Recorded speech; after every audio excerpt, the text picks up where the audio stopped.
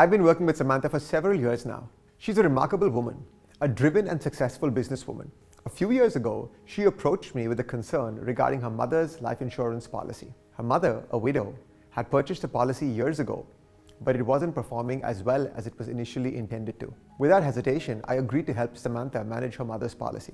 It didn't make a difference to me to handle it because we were already taking care of her entire relationship. Now, there was no money on the table for me because this was a policy where all the premiums were already paid. They just needed somebody to service it if there was ever a need for it. You may have heard me say this before, but for me, it's not about the transaction. It's about building a lifelong relationship. Unfortunately, a few years after transferring the policy to our care, Samantha's mother was diagnosed with stage 1 cancer. The life insurance policy proved to be a lifeline for the family. It paid out $200,000 worth of critical illness benefits, providing much needed financial assistance for the medical expenses and other related costs. The claim was settled by the life insurance company in under 3 working days. Thankfully, Samantha's mother made a full recovery and continued to live a healthy life for several years. Eventually, she decided to relocate from Dubai to India, while Samantha and her family moved to Canada. A few years later, I received a call from Samantha, informing me of her mother's passing. She inquired about her mother's life insurance policy. It was a $400,000 life insurance policy that had already paid out $200,000. Upon examining the policy, I discovered that it was structured incorrectly and was on the verge of collapsing.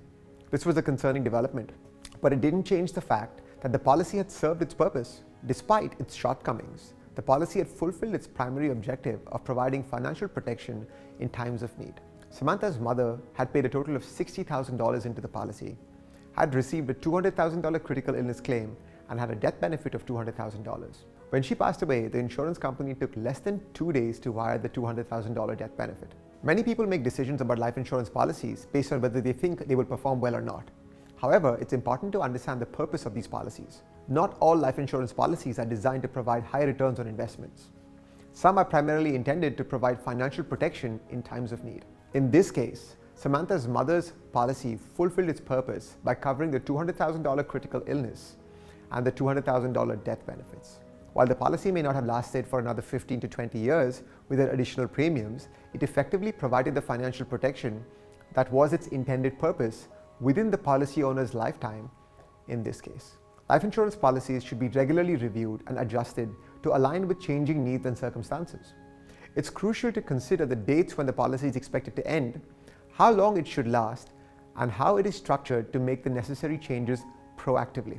By understanding the purpose of life insurance and making informed decisions, we can ensure that these policies provide the financial protection we need. For more case studies like this and game-changing tips on personal and business financial planning, hit the subscribe button wherever you're watching this. Thank you.